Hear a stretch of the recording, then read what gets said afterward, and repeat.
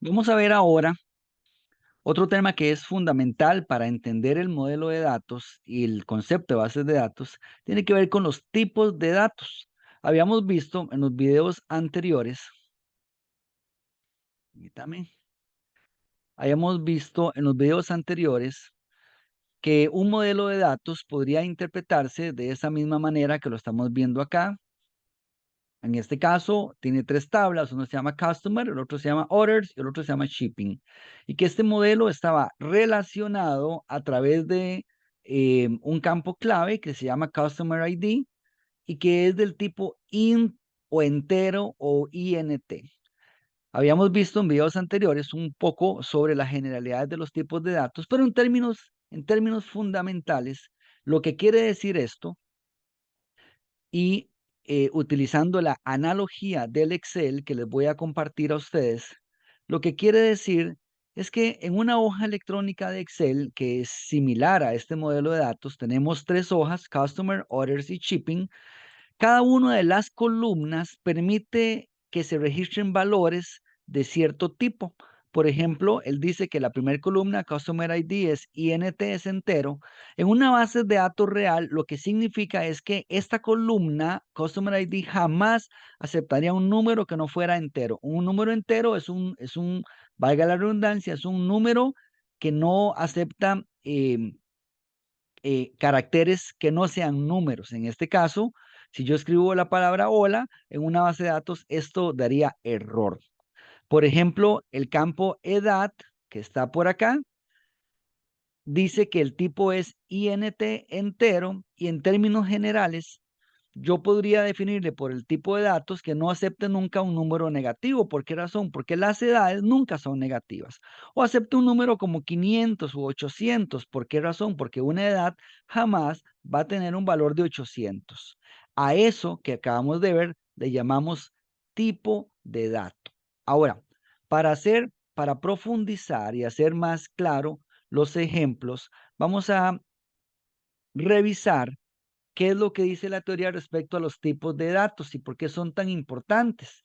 Los tipos de datos, según lo que entendemos en el SQL estándar, esto podría variar fundamentalmente para motores distintos. Una cosa es verlo en Oracle, otra cosa es verlo en SQL Server, otra cosa es verlo en MySQL o en MariaDB o en Postgres o en cualquier otro modelo de bases de datos, pero casi todas respetan el estándar y a nivel de tipos de datos, ya vamos a ver, hay ciertas equivalencias, pero en términos generales hay como grandes familias. Los números es una gran familia, los caracteres o lo que llamamos strings es otra gran familia y también hay otros caracteres, otros tipos de datos que no son caracteres propiamente hablando, son fechas, son tiempos, son valores espaciales y otros conceptos muchísimos más profundos como modelos de datos de arreglos, de JSON o modelos de datos que tienen que ver con full text search, que están hechos para guardar grandes volúmenes de información, u otros que permiten guardar información GIS, que es de posicionamiento geográfico, o bien de objetos como videos o como imágenes. Pero en lo que nos lleva ahorita, lo que nos interesa entender es cuáles son los fundamentos de los tipos de datos. Hemos visto el caso de edad. ¿Por qué es tan importante? ¿Por qué es tan importante entender los tipos de datos? Porque él dice que el tipo tinyInt o un número pequeño de entero dice que va en el rango de -128 a 127. Podría ser que este sea el tipo de dato que yo tome para una edad. Lo que pasa es que me preocuparía que metan números negativos, pero podría ser. ¿Por qué razón? Porque no quisiera tampoco tener un tipo de dato en la base de datos donde puedan meter más datos que sean incoherentes. Ya vimos el ejemplo de 800, de 900 como una edad. Podría ser que tome el small int, que es un entero pequeño, pero va desde en este caso iría desde el -32.768 hacia el más 32.768. O bien podría tomar, o bien nunca podría tomar más bien un decimal, porque las edades no tienen decimales. Otro no pone 18,5 para hablar de la edad particularmente, aunque a nivel verbal sí se utiliza el concepto, pero aquí no se registran las edades a partir de eso. O al contrario, ¿qué tal si el sistema que estoy utilizando sí quiere registrarlo con valores decimales? Entonces no utilizaría un entero, porque un entero no permite decimales. Ahora, veamos otros tipos de datos. Por ejemplo, si yo quisiera agregar una fecha, que aquí en realidad lo estándar es que se maneja en inglés el tipo de dato. Por ejemplo, aquí no sería fecha, sino más bien date. Entonces, el tipo date va desde el 0101 del 1000 hacia el 9999 1231. Lo que significa que no se pueden agregar valores en esas fechas que no estén adentro de ese rango de datos. Y aquí particularmente el tipo de año year o el año, el tipo de dato año, va desde el 1901 hasta el 2155.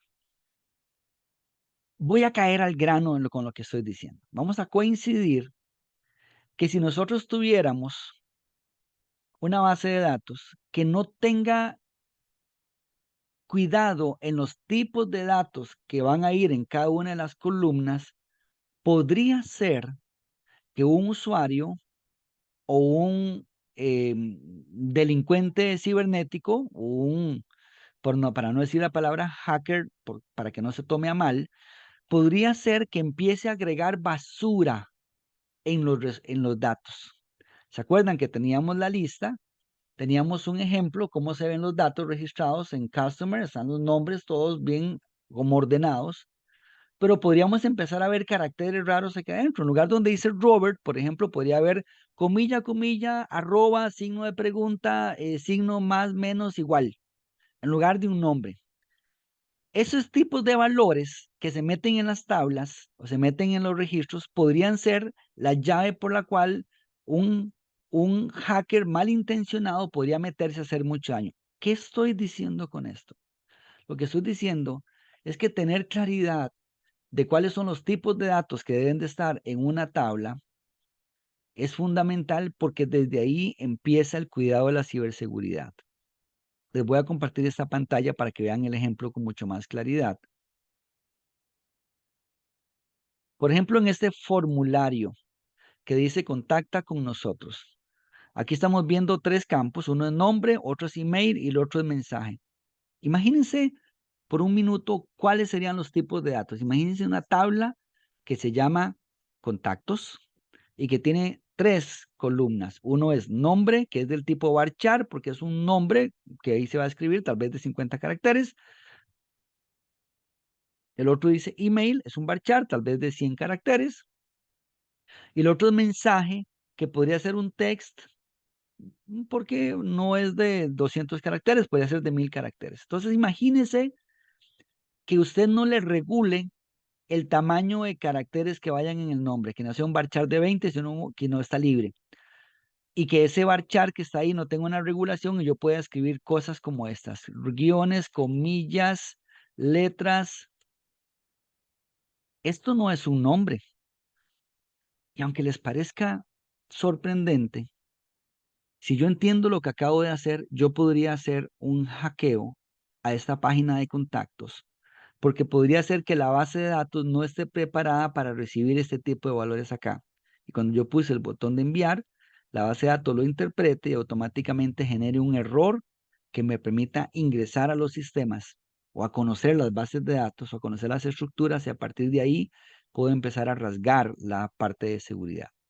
Ahora, es un corte comercial para los que les interese estudiar hacking. Más adelante pueden ver los cursos que tenemos, pero voy a regresar al modelo de datos porque en términos generales sabemos que Excel no tiene esa capacidad para poder regular los tipos de datos, pero una base de datos de los motores de base de datos que tenemos sí tiene la capacidad de poder determinar cuáles son los tipos de datos. Por eso los tipos de datos no solamente nos permiten a nosotros tener cuidado de cuáles son los valores que se van a agregar, sino que también permiten que el performance o la velocidad con la cual yo consulto la información sea eficiente. Por eso, si yo quiero registrar un nombre, probablemente utilizaría un char o un varchar dependiendo del motor de bases de datos. Y si quiero registrar valores más más especializados como una posición geográfica, que es un número con un montón de decimales, utilizaría tipos de datos espaciales. ¿Por qué elegir el tipo correcto de columna? Porque necesitamos un almacenamiento óptimo a nivel de las bases de datos. Porque no tiene sentido desperdiciar espacio en las bases de datos guardando espacios en blanco. Si los nombres son de 200 caracteres y yo hago un varchar de 1000, significa que solo utilizo 200 y el resto queda con valores nulos que están quitando espacio a nivel de bases de datos. Y si estoy trabajando con tipos numéricos, necesito utilizar tipos de datos numéricos que me permiten cálculos matemáticos y no dejarlos abiertos porque por ahí en un error de tipos de datos puedo generar un gran problema de seguridad. Así que muchísimas gracias por estudiar esta clase de tipos de datos.